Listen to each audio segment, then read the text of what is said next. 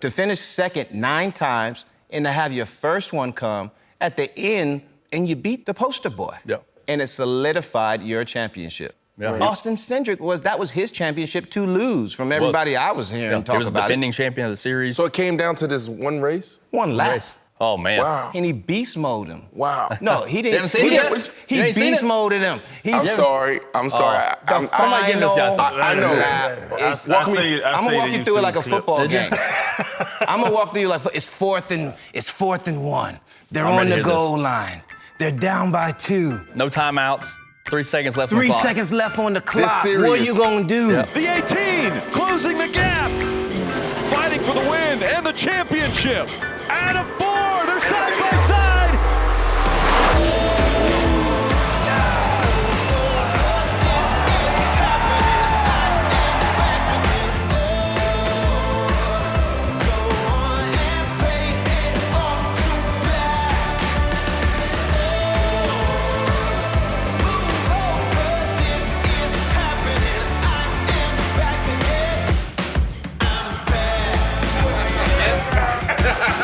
We'll be irresponsible if we start with just talking about, okay, 2021 champion.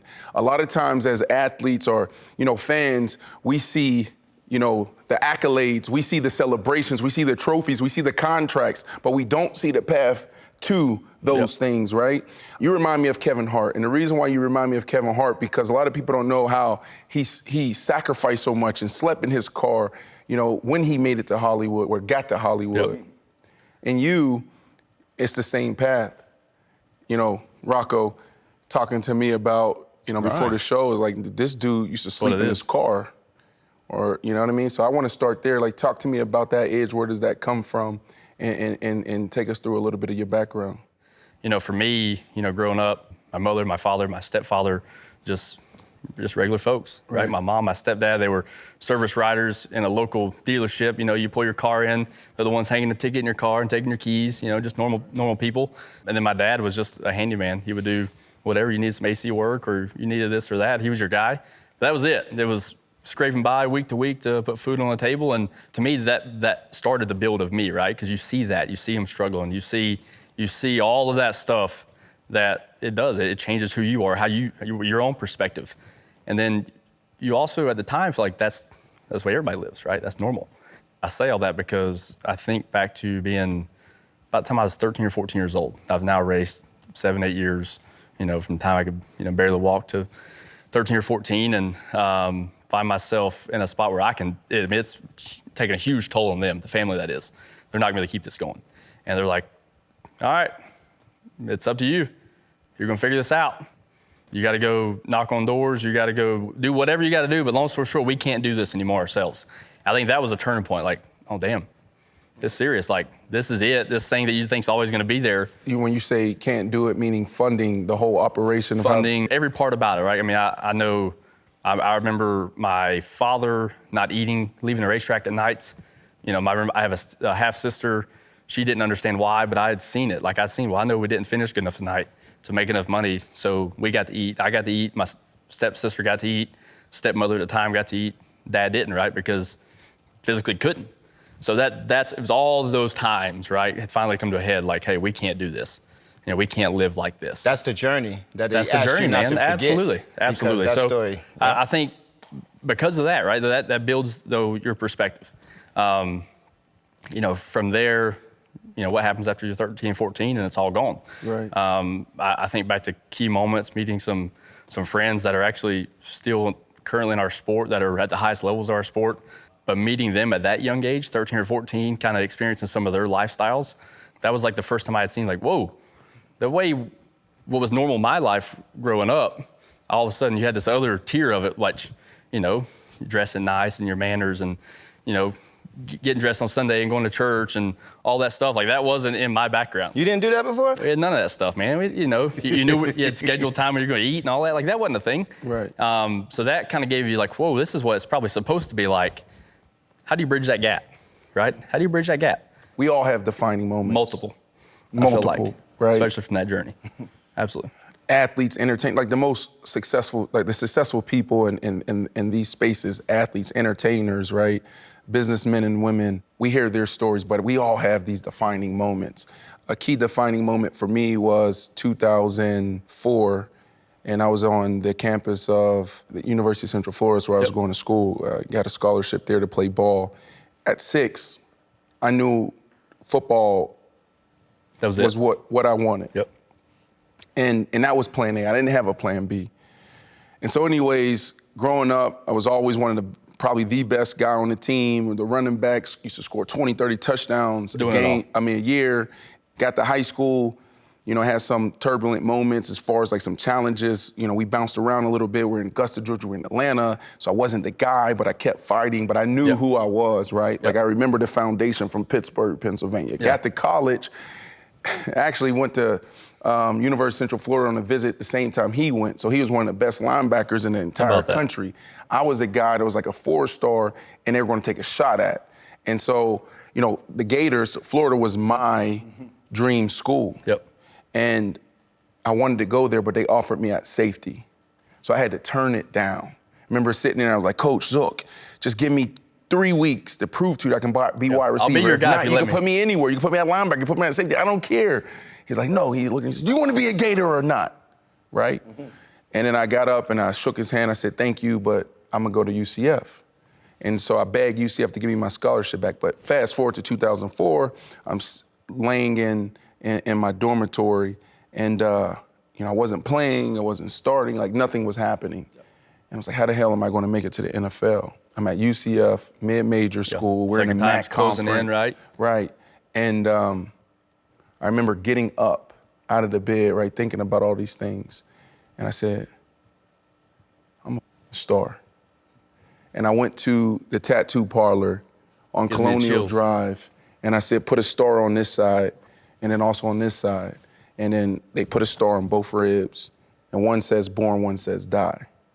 And so it was just a reminder. I was like, I know these are hard times now, but I'm not giving up on my dream, and I'm gonna put this on my body as a reminder. Every day. That I was born a star, I'm gonna die a star. Now, there's so much to it, right? It's like the fame and football, but what I'm saying is, that was a moment for me where I had to dig deep. I had another moment where I was laying in the tub because, taking an ice bath the night before a game, and my body was broken down. I just couldn't do this in college, right? So those were some defining moments where I was like, I can go left, I can go right. Or this thing can go left, this thing can go right. So I say all that because we have these defining moments, and Chan, I know there was defining moments for you. Everybody's mind's racing surgeries, right now. like we can all go through. So give me those defining moments, 1, 2, 3 defining moments where you're like, I don't know if I'm gonna make it. We touched on the one about being, around that 13, 14-year-old range. That was one for sure, but you're a kid still, right? I mean, it'll be fine, and you're gonna figure it out. Mm-hmm. But then I look at, trying the best way to go about this. So I had a family friend of ours in our family. He had actually moved, my stepfather was from Massachusetts. He had actually moved south to chase a dream of racing, fell short. So he had a little bit of tie. Well, this family friend of ours, which is an incredible story if I tie this back into what just happened 10 days ago, he comes down here, decides he's gonna work on pit crew. He don't know anything about it. He's raced his whole life up north, but this guy's name's Tim Latiga. He's gonna work on pit crew, right? Tim Latiga, he maintains our family friendship. One day, right around that same time, I needed help at the racetrack. And I had some cars to drive, but nothing of any quality. Tim Latiga comes and helps, and he realized right then and there, he says, man, this is not the way you're supposed to be doing it. He goes home, puts his prized possession, which was his Mustang GT, I'll never forget, it was like a beautiful blue metallic color, sells it and buys me a race car. Now I'm 15. Wow. He buys that race car, and that was my first full-blown, other than anybody family-related, car owner. At that point, for me, was, well, hang on, you're doing this for me? And then it also transitioned to, 15 years old, him showing me the ins and outs of completely working on it. This is Latiga? This is Latiga. Hemric Latiga? Tim Latiga, yep, absolutely. Small world, very small world. I bought my first toolbox from Tim. Get out of here. You gotta be kidding me. At Hemric Motorsports. What? I didn't know nothing. I didn't know what a wrench was. Yeah, he was at that time in my life, like a father figure. Like him and his wife, Cheryl. That's dope. They didn't have any kids, so I was like their kid. They go to dinner at that time in my life. They're buying every meal of mine. They're putting shoes on my feet, and I'm driving their race car. That's it. And that's what I was, living and breathing, and that was it, man. Right. And that was a turning point for me, because it's funny, you talk about the journey and those pivotal moments in your life, and without one, there's not the other, right? So that was one of those for me. But some things started going south in their personal life. After about 2 years of that, 3 years, now I'm 17, 18. I want to put this in perspective too, 17 or 18. There's guys right now, NASCAR champions at some of the grassroots level that are doing it already at 17 or 18. Here I am trying to get out of a entry. I'm way late to the game, right? But it's all timing when it's right? I've always had faith. Talk about these stars. Got a tattoo lined up to get. It says have faith, because I've always had it, whether it's running forward in life or going backwards, having faith things will work out. And this is one of those moments, because, without him doing that, that wouldn't have led to the next group that I found myself associated with. And I look at Speed Weeks. Everybody's kind of here is probably familiar now with Speed Weeks. Yep. Daytona, for the big guys, NASCAR, you're down there for, at the time, this is what, 12, 13 years ago? Mm-hmm. You're down there for a week or two. Mm-hmm. Well, in the grassroots level, there's also all these short tracks around there that run their own Speed Weeks, 5-day shows. And it's funny, a girl I was dating at the time, he was a pastor at a local church in Concord. He got the church to round up some money and bought 2 sets of tires for me. Now I got 2 sets of tires with no car to drive. And I'd been working at some other shops, building cars for other people, and just using really the trade that Tim had taught me. And I was promised if I built this car to go down here for the Speed Weeks, I would get to drive it. And when the time came, the car wasn't. He said, "Hey, I want the money to take you." So here I am, tires, no car to drive. Who do I call? Call Tim Ladd to get back up. I said, "Man, I haven't driven for you. I know you and your wife are working through some stuff.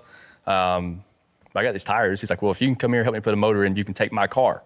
Caveat is, this other team you've been working, not racing for, but just working hands-on, it's got to go down this other competitor's trailer. And it was just a mess of how this had to work. Because at that level, it's a lot of the culture, and there's like 5 or 6 cars with this group, 5 or 6. It's really, really strange, to be honest with you. So the story goes, I ride down there with this team I've been working for. I grab my helmet bag, I got my tires, and I walk across the pit area. It's at Orlando Speed World. I'll never forget this. Walk across the pit area to this other guy's trailers. This guy's name was Dan Snyder.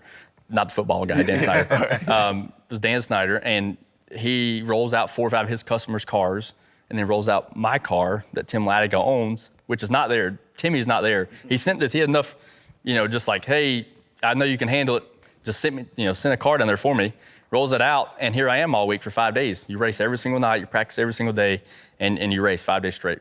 And amongst the customers of this guy, Dan Snyder's customers, he has a guy named Hoyt Demas. And Hoyt Demas, this is a huge, huge moment for me. He sees me kind of grinding out there on the side, right? All their customers, here I am, working on Tim's car, I'm driving it, kind of running the show myself, if you want to call it. And day 4 or 5, Hoyt says, "Hey," he says, "what are you doing when you get back home?" I'm like, "Man, I don't know. Everything I've got is wrapped up in this weekend, and hopefully something comes about." He says, "When we get back," he said, "I'm going to buy your car, you're going to come drive for me." I thought, whoa, hang on, time out. That don't happen. You know what I mean? So what do you mean? So he starts telling me his business story, how he's been in painting, commercial, like real estate painting, wall covering, wallpaper stuff for 20 years at a time. He's like, "When we get back, I'm buying your car, and you're going to race for me." Well, it's going to be for that guy, Dan Snyder. It's going to be in his shop. This guy, Hoyt's going to own the car, and my obligations are going to be to work full-time at this guy's shop on all the customers' cars. And then when I'm done with theirs, I can work on my car that Hoyt owns. And this guy, Hoyt's also racing. Right. At this division, there's this class of legend cars, different divisions for age groups and whatnot, skill set. So it's funny. So I'm working for one guy. I have another guy's shop. Somebody else owns my motor. Dan Snyder, that is. Hoyt owns this car. And the funny part of all this stuff is that relationship right there kind of, I was literally driving nothing for like a year. I mean, I had a one-off show here or there for a couple of teams, but nothing full-time. So 2018, here I am. He takes me racing. We run, I want to say from 2018, 2019, we ran about 160 races together, 150, 160 races. Right. And we're fortunate enough to win 120 plus of them. And that kind of got the ball rolling, if you will, downhill of, okay, you're winning a lot, which is obviously. But how significant is that? Right? Because I think, I don't know, Chan, but that's kind of over my head. Is that It's huge. Did you hear how many races he said? How many races did you say? Yeah, And so that's multiple in a week. You're racing. You're winning 3 or 4 a week. So you said 150 races around? 150 over 2 years span. And how many did you win? Like 120, some of them. Give or That's take. pretty damn good percentage. Give or take a couple. And then who's breaking down these cars? Right. Who's getting them back? Who's working on these cars when you get done? Yeah, you are. Me and Dan Snyder, who owned that team with his customers, and Hoyt Demas is paying the bill. So a little side note, it's funny now I can tell you this. Hoyt Demas came to me, gave me that car to drive. I work out at this other guy's shop. The whole time, this guy's racing. At the time, he had been 40, I think, give or take. And he was telling his wife that he was just renting a car and going to drive for fun because he had raced years and years before. Come to find out, he owned my car. He ended up buying 3 more. He owned the trailer that we pulled. Yep. So it's hilarious because when she found out, she was not as amused as we are. Right? But his business was good at the time, man, and he was just giving me the shot, right? Just give me a chance. You see the similarities between football scouting early? That guy who was a racer saw this young driver, Right. mechanic, crew chief, car chief, on his own, showing up to the Pretty cool, race man. with some tires, trying That's to it. make the race. If I owned a race team and I saw a guy like you, if I saw a football player catching stuff at an early Completely age, I'm relate, like, hey, let me get. That's what he did to you. Dude, without a doubt. Wow. Without a And doubt. that's what Timmy did to you. And you telling me that story about Tim, I had no idea because I didn't know. He won't talk about it. When I signed to Hendrick, He I had will no if you idea. ask, Had but he no don't. idea. He was a regular guy, a mechanic in the shop, set up plate, everything. You had no idea. Small guy with glasses. You can tell he knew what he was doing. Fiery too now. He's fiery. Yes. Right. And he looked at me and he was like, He was I knew changing nothing. lives. He was yeah, changing he changed lives. lives. He's And like, it here, wasn't- you need this. Buy this from me. I was like, how much do I buy this for? For you, $400. It was my first Mac toolbox. And then he left me. I was in the 5 shop. He was in the 24-48 shop at the time with Jimmy Johnson and a tire changer. Unbelievable. And a tire changer for Jimmy Johnson, won 7 championships. And he's changing lives like yours. And changing lives. Wow. Exactly. I had no idea till you told me that. I'm gonna give him a I'll tell you call. what's funny though. When we took checker flag at Phoenix, he was one of the first ones to hug me on the start-finish line. He still works in it. Wow. He works on a competitor that I was racing against car. He still works at RCR. And the guy who runs the show, the team he's on, was like, what the hell are you doing? Go out there. Yeah. So that was cool, right? So like I run up, I'm at the start-finish line, and he's there. Got to give him a big hug, and it was pretty cool. I've seen a couple videos and clips of all that. It was pretty neat. How about that? Proud of you, bud. Proud of you. Thanks so much. You're a big part of it. Thank you. Just talking about the stories where I think my defining moment was when the 3rd time I tore my ACL and the doctor told my mom, football's not for him anymore. And How old were you? Yeah. High school, college? High school. It already happened 3 times? Yeah, tore my ACL 9th grade summer at Penn State, at a football camp in Penn State. Then I tore my ACL again 9 months later. As soon as they cleared me, I got a cadaver put in it. A hamstring of some dead dude. I got some stuff going on like that, too. You got some dead dude. They put in there. Some You don't know kneecap his dead name dude. at least? What's that? They don't tell you their tell name, you but his tendon. I was hoping it was somebody athletic, because I don't want no, I no, don't you want no don't, big 'cause it's worn out. fat ass dude with hamstring in my knee. It might get a better workout that way. But then I end up tearing my left ACL. Oh, God. And while rehabbing my left, my right knee started swelling up, so they MRI'd it, and they said your body rejected the graft. So my body ate up the graft of the guy, so now I have to have, now I'm rehabbing both knees at one time, and that's when the doctor told my mom, coming out, I'm getting recruited, 118 D1 scholarships, and the doctor tells my mom, Crazy. yeah, football might not be for him. And as soon as he said it, like my mind, we got in the car, and I heard him say it to my mom, and I got in the car, I was like, we need to find another doctor. And she was like, That guy can't be right. she was like, he's wrong. Like, my thing was like, he's wrong. But that was like the moment where it had to click for me.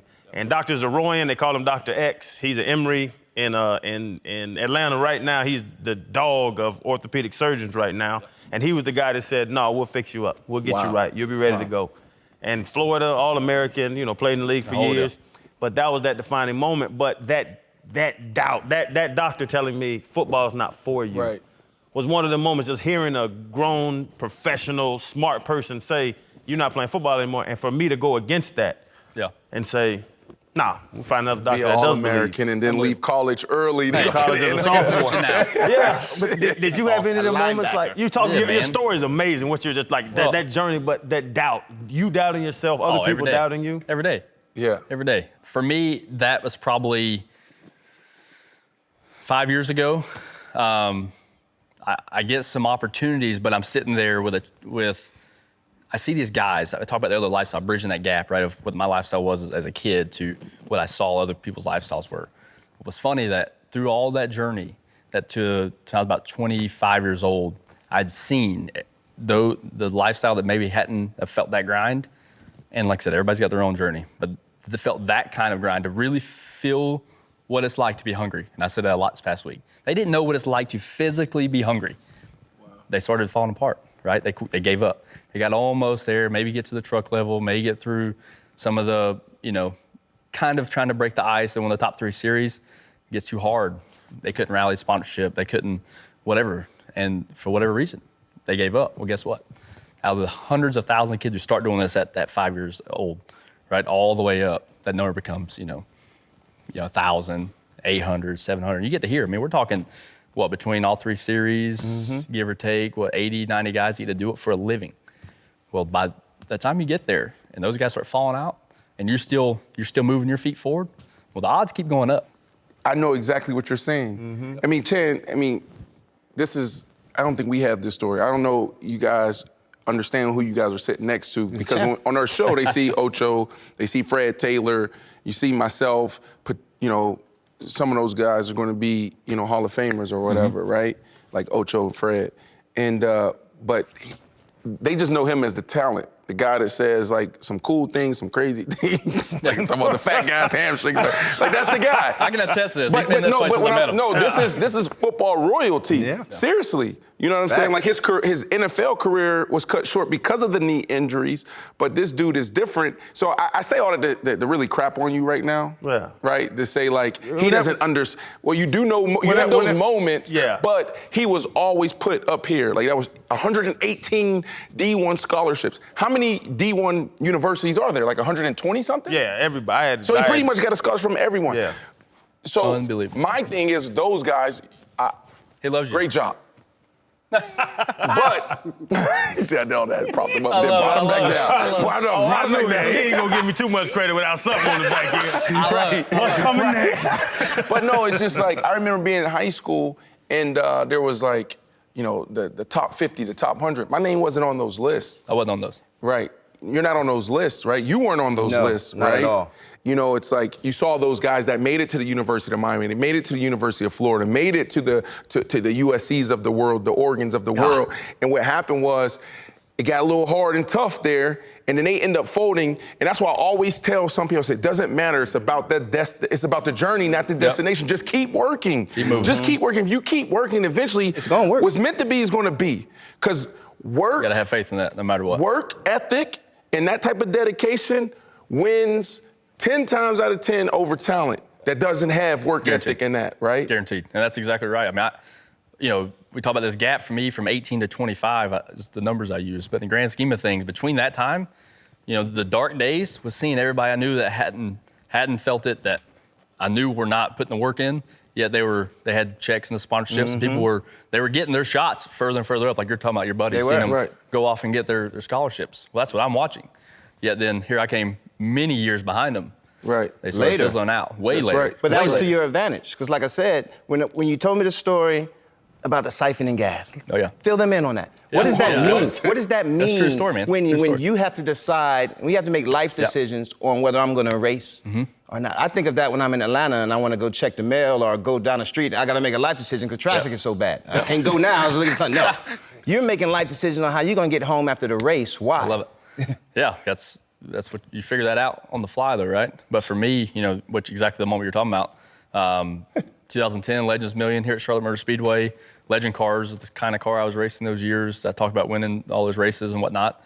And here it is. They announced this race we're going to put on. It's going to be $1 million purse. We're talking about a car now, by the way. Hang on, time out. A car that maybe costs 15 to 20 grand to build. And they're going to pay $1 million purse. This is massive. I talked about having to win 3 or 4 times a week. We're talking $200 or $300 a night. You know what we call that where I'm from? What's that? Call that a lick. A lick? Hitting a lick? That's a lick. Hitting the lick. Hitting a lick, that's you put in $15K, you about to get $1 million. Right. You were getting $200 to win a race? Yeah, so those shows, that's why you had to run 120 of them. You know what I mean? 150 of them. You had to win every damn one if you're going to eat, right? And that was no different. And but I say all that because here it is. They announced this race going to pay $250,000 to win, $1 million purse. And by now, obviously, I'm favored going in there, but there's 330 entries for this race. And as the night and the whole week draws out, you know, I'm still working at that guy's shop I was telling you about. We got 10 cars. So I helped with this Dan Snyder and a couple others, helped prepare 9 other cars, give or take, to go ready for this race and then get mine ready. So when all said and done, I ended up passing the guy for the win with 9 or 10 laps to go and win the race. 19-year-old Daniel Hemric from North Carolina hauls it off turn 4. He's just won $250,000. July 17, 2010, the day that changed Danny Hemric's life and career, $250,000. Getting up on stage and they hand me this $250,000 cardboard check. And that's life. I mean, you know, not that the check's life, but I knew that race was live on national television. All the eyes. I want to say even possibly one of the NASCAR races that's supposed to be going on was under rain delay or something wild where there was a lot more eyes on that show. Right. And I win that race, and the guy who handed me a check, I'll never forget this, and he'll tell you this. I literally just talked about this yesterday with him. His name's Don Hawk, and he hands me that check, and he says, man, what are you going to do with this? I said, if you look down, literally, I can see my socks through my race shoes, holes in them. I said, Don, I don't have enough gas to get home. He said, what do you mean? I said, no, I don't have enough gas. I don't have enough money to even get gas. I said, my car's out of gas. I just rolled in here in a 95 Honda Civic with no ball on the shifter, holding the ignition to get me in here because it don't run.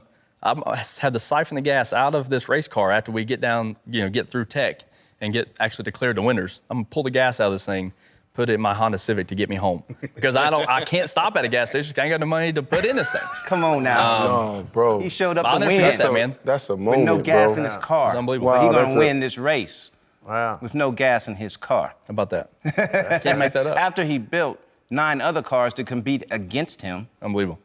then got his own car ready. I'm just trying to give you perception because we got don't it. do this in You got football it. now. Yeah. This ain't football. This isn't stick and ball. This is motorsports. And, you know, hearing your story, it's like you're explaining how the grind is the same, but it's different. It's the same. You know, and you didn't have a silver spoon in your mouth. Yep. That car, that team wasn't waiting for you. You didn't have the best of anything, but you still found a way to win. So I believe in talent. You just became. I appreciate it, man. But that's, bro, that's so powerful. Appreciate that. Like, bro, like almost like we cry a lot on this show. My goal is to not I'm cry. not gonna cry today. I'm not gonna cry today. But you know, as an athlete, and I know Chan, you feel this. He's macho. He wanted to. He might not cry. Right? He's like Fred Taylor. He's like Fred Taylor. Like, But like, I love him. because you can relate. Yeah. Right? Like those moments like what you had, like that doctor and those surgeries, and there was other moments that you had as well, and it's like, man, it's almost like I can feel that. Yep. I know Absolutely. those moments. Yeah. That's deep, man. That's deep. That's deep stuff, bro. It's almost like spiritual in a way. Yep. Absolutely. And Talk about that tattoo, your tattoos, your stars, and me getting what bro, I'm getting. like I slept in a tub the night before the game because our coach George O'Leary, how he was working us, and my body was hurting, and I'm like, damn, I'm supposed to go out there and perform. There's gonna be NFL scouts in the stands. They're gonna be watching this film, but I can't. But this dude is killing us, right? And I'm crying because I'm like, my mom back home in Atlanta is sleeping in a motel with 8 people in a 2-bedroom. You know what I'm saying? Like those are those moments, and people look. I got like now today we got bless their heart, we got 100 people on our team.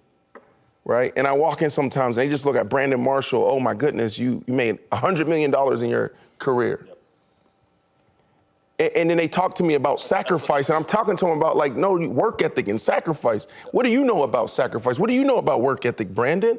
First of all, do you not understand my story and my journey? And second, I still have 99% of my family going through the same thing. Yep. So like, bro, I like that, to me, that's like, bro, oh my goodness. Appreciate that. That's we talk about the it. We ask a lot. We talk to all these, you know, from the top drivers to the upcoming drivers to everybody. The pit crew, the it. Is that why you have it? Was your journey why the it is there that you can win Xfinity? You ain't got a choice, right? That's the it. The it is, what else am I gonna do? There was literally no other way for me to provide. There was no other way. You just got to show up. Because if I don't show up, it's definitely not going to happen. right? That was the only thing, you know, through all that, and I know all of y'all dealt with this. No matter what you're doing in life, no matter where you're going, where you're trying to get, there's always those tough times. And some days you don't want to show up, right? And the one thing I told those cats that gave up when they got there, they quit showing up. And I'm thankful they did. Right? I'm thankful they did. But I knew I was not going to show up. You're not that guy. Through all the 9 second place finishes, through all the, you know, the odds being against you. You're going to show up, man. You just got to show up. And to me, that's it, because there was no other way. So 2021, champion now. Let's push the conversation forward. All right? Walk us through this year. Oh, man. He just said it, those 9 second places. You couldn't just pass. Well, second is still better than third. One time, just pass that last dude. I know what I'm talking about. That's that. All joking aside, I'll tell you, man. So, hold on, no, before we go there, hold on.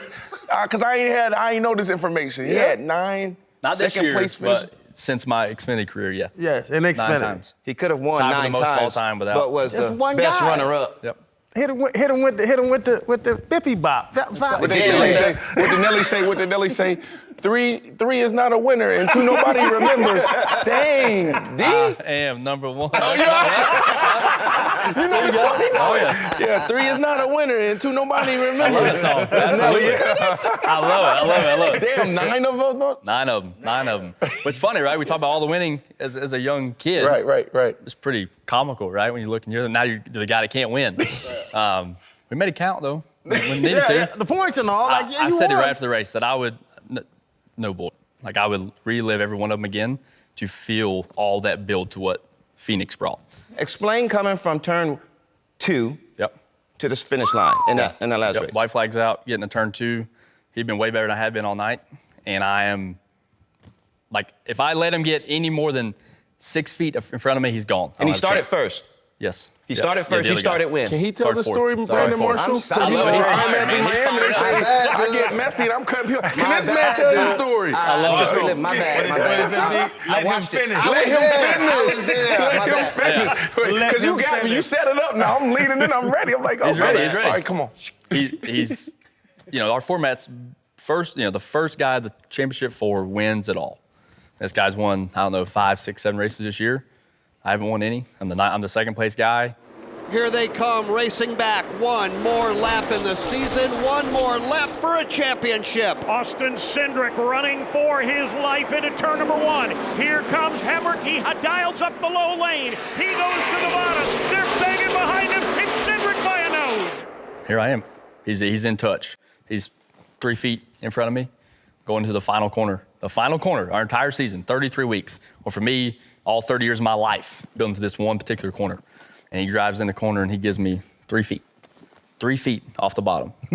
I surge to the middle, checker flag's in sight, just into his left rear. He gets loose, and I gas up. When I gas up, we're dooring each other. Here they come down the back straightaway for the final time. Cindric is around Hemric. He'll grab sole possession of the lead. Hemric is going to drive it in deep. He gets right on the back bumper. Here comes Daniel Hemric. They bounce off of each other. Cockpit's full of smoke. You can hear the crowd, losing their mind. It's intense. And I can feel the momentum. I've told this many times after. I can feel my momentum pulling me past him. Like, I know he's not stopping my momentum. Checkered flag in the air. Daniel Hemric wins the NASCAR Xfinity Series championship by a bumper. Listen, let me tell you, we're talking this much? Yes. Your entire life defined by this much. Right. What if it goes 5 feet the other way, right? That's what you can't help but think about. And I'm just thankful. When I say I'm thankful for all the other moments, because you took something from every one of them, right? All the good, all the bad, from all the second places, and all the noise. Career win number 1 in walk-off fashion. Daniel Hemric right now taking the helmet off. He climbs up on the roof of that race car, saluting the crowd and giving everybody the backflip. He did, and stuck the landing. Daniel Hemric is no longer Mr. Second Place. But here's the special thing about that. Some of the top Super Bowls, you have, Matt Ryan versus Brady, right? They're down by 28 at halftime. You also have was Russell wild. Wilson versus Brady, Tom Brady, and every damn Imagine thing. that. He's every Super Bowl. He probably been But this I year. say that Yeah. because like there's those Probably. games. But then you also have Seattle versus the Broncos, okay? And they blew them boys out 45-3 or whatever it was, something Yep. crazy. That wasn't an enjoyable game.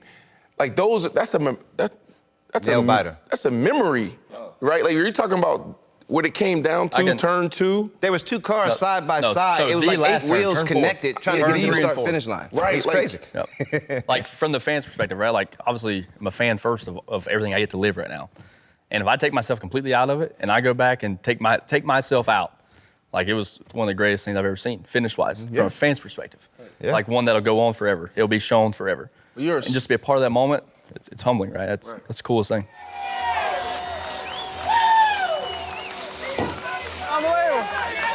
It is my honor and my privilege to present to you the 2021 Xfinity Series Championship Trophy. Well done, my friend. Unbelievable. Unbelievable. That's the time? This is it, bud. Let's do it. That's all you. I love it.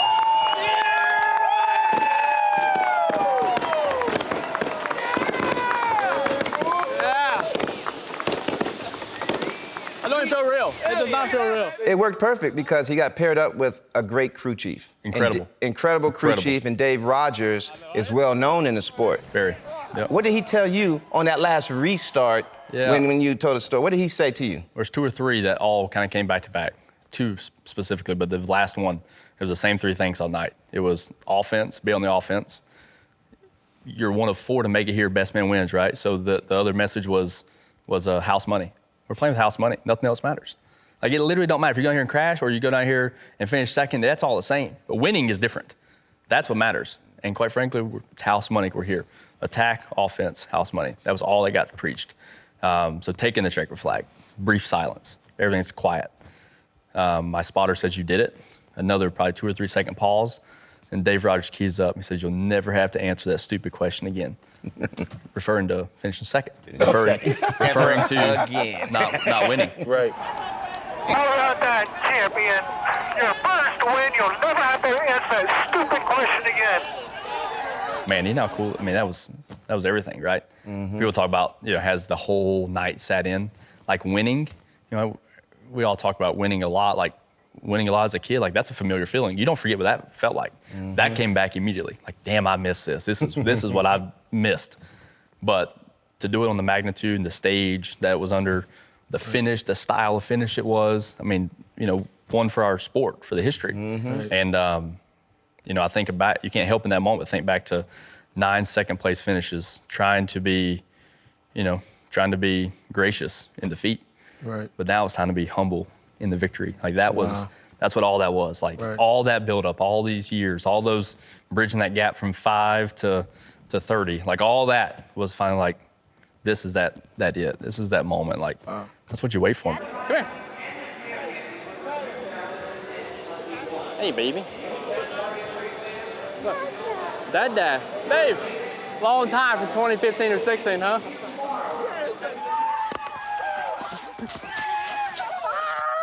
He's my guy in Cup now. Enjoy it, bro. I think he's done crew chiefing now. I'm talking about you. Oh, me? You got work to do, man. I like it.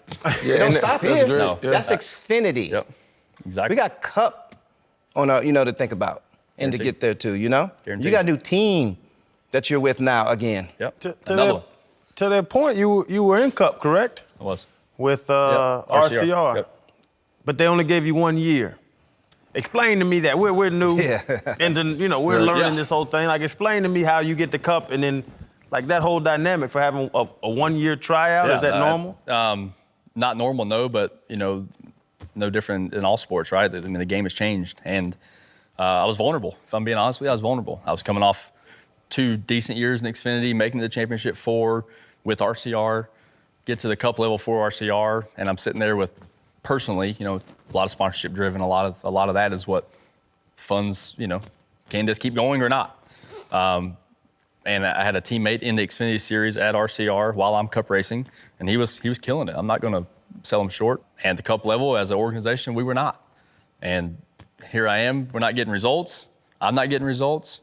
As a company, we're not getting results, and he's getting them at the smaller level. and there's some funding there with him, he's the guy. See you later. See how that works? I was vulnerable. I was out just like that. And that was that next to last pivotal moment, right? It was now what? Now you've made it to this level. You've made it to the top of what you've been doing your whole life, and it's unraveling, pulled out from underneath you. Faster you know what to do. To be in that moment and to not know what was next, the sun was going to come up and had to keep showing up, right? That was it. It was so late in the season. That happened in 2019. I was full-time Cup. I found out with about 2 months ago. 2 months, that's nothing. Contracts are signed 4 months ago for the next however many years going out. Here I am with no ride, with nothing, with 2 or 3 months. Hour. And luckily, that's when Poppy Bank, who was on my car, which is pretty cool, full circle, right, to see it come together, them get to be able to enjoy a championship now. But they stepped up and they found me a ride there at Junior Motorsports for 20 races the following year. And quite honestly, when I thought I was at my lowest low of 2019, 2020, as tough as it was for everybody, right? That was a different level. Yeah. Felt like everything I'd done my entire career, which was, we talk about showing up, putting the work in, but it didn't matter. It's like no matter what I did, you couldn't get the momentum going back the right way. It's kept on the decline. And my entire career was based off finishing races, being smart, putting yourself in good positions. Even if you're not winning, you're maximizing the day, making the most out of the cars. And now I'm 2020, here I am, out of the Cup Series, part-time Xfinity again, tearing up everything I get in. Couldn't find the right spots to be in. Mentally, just, physically doing everything I can, yet nothing is paying off. It don't feel right? I mean, it's just not coming together. Make it through that. The picture that I see is the two men digging. Yeah. Right. I know where you're going with this, One dude stops, the other dude keeps going, but the goal was right there. Yep. You seen that picture? He was up against it, yeah. Right. It's like if he just went One more time. Showing up. Right. Showing up. Just show up. Showing up. That's what I see, bro. Yeah. And I think like your victory this past year and this championship is sweet, but the next 5 I think is going to be sweeter because like when you have that type of journey, that type of story, that's what it's about. That's what you enjoy. It's like I just imagine like you holding up the Cup Series championship trophy and people are going to see that, but like tears coming down your eyes and you're just like, I had to siphon gas, right? Went from Cup to Xfinity, and that's what you're living. Everybody else is just seeing that moment, right? So that's so funny. No different. You talk about walking in, everybody talking about all the money you made and all the hype, right. And that's what you enjoy. They don't know. Kobe Bryant, rest in peace. Kobe Bryant, like what I love about Kobe Bryant is like he's a great and champion, but there was those moments he, had a bad game or didn't shoot well, and he told the people at Staples Center, keep the lights on, and he's in there by himself till midnight, 1 a.m, getting up extra shots, more buckets. Like that's what you, as an athlete, as a champion, those are the moments you cherish. Yeah. The money. That's what defines you. The brands, the contracts, like that just comes with it. This stuff is great, right? Doing all this means you did something good to be able to sit and BS with your buddies about it, but it's all the other stuff. So to land the plane, talk to me about 2025. 2025. Yeah. That's a long way out there. Mm-hmm. Man, heck, I got. Where are you at? 2025. I know it's not going to be easy, but I know the trajectory, my vision, is to be doing no different than what I did this past year, but at the Cup level, to be able to see myself mixing it up with the greats of our sport at that time come 2025. Who knows who that'll be, but I look forward to me being one of them. That's what I see. Love it. Love it. Absolutely. Appreciate you. Hey, you know what I feel? I know you got something else? What's your workout regimen, man? You goddamn abs, bro. Like, you making me feel bad. How old are you? I'm 37. Okay, so you got me beat by 7. Oh, okay. No, but don't give him no excuses. That's an 18-year-old body. That's how I look at it. Can you show him the abs? Show him, bro. I mean, look at this dude. The cheekbones. This guy. Hey, do it for the sponsors. You might Just show him, bro. Like, hey, let's see where this progresses to over a short amount of time here. most of the drivers have a little belly, right? Yep, he definitely stays in shape. I mean, I put Bubba up there. If Bubba loses 7. Ish. Ish, yeah, right. I love him. That's your boy. That's your boy. Yeah. No, seriously, can we just get a peek? Oh, I don't want this is a standing or just stand sitting? up, stand up, Oh, stand my up. God. Show him the washboard. I'm never going to live this Show down. him the washboard. Show him, bro. Oh, my God. Come on. Okay, only just a little bit. Just a little bit. Just a little bit. Yeah, that boy That's it. He washing clothes on that thing, baby. Come on now. Hey, happy wife, happy life. She likes it, okay? You know what I mean? My God, that's science right there.